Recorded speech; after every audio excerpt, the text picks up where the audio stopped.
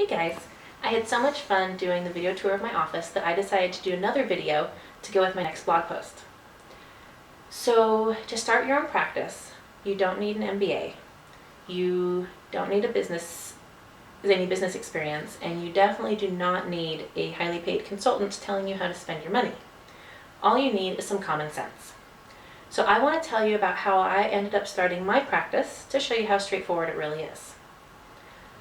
So I like most doctors, I've always wanted to help people, and I like doing things my own way. And so I kind of figured that I was at some point going to have my own practice, but I didn't have any definite plans. Then when I was pregnant with my daughter, my second child, I started to realize how many of my patients were refusing care because they had high deductibles or because they were uninsured, and that was horrifying to me. I worked for a really great practice. We were encouraged to have long appointment times. They had a self-paid discount. But when you deal with insurance companies, you have to play by their rules. I also started noticing how much waste there was. When we'd park in my office, the doctors all parked at one end because that's where our offices were, and the staff all parked at the other end because that's where their time clock was and the break room and so forth. So I would drive up in the morning and there'd be, some patients there in the middle to go in the main entrance. And then there'd be maybe one or two doctors parked over at the other end, and then all this staff parked at the other end.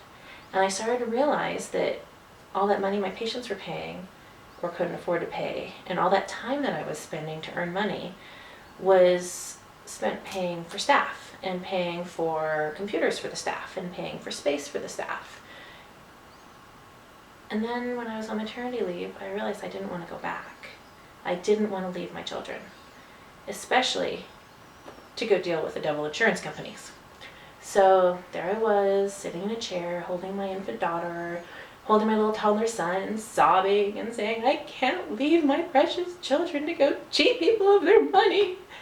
And my husband very calmly said, well, why don't you start your own practice? And I looked at him and I said, I don't know if you noticed, I just had a baby. This isn't exactly a good time to start my own practice.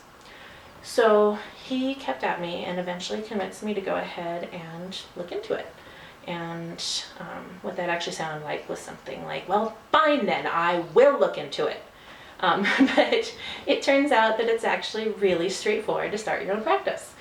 And, I felt so small and so incompetent. And yet with that MD or DO after your name, people take you really seriously. So all you really need to do is do some soul searching, and then some researching, and then take action. And if you click over to my blog, there's a lot more information about what you need to do to get started.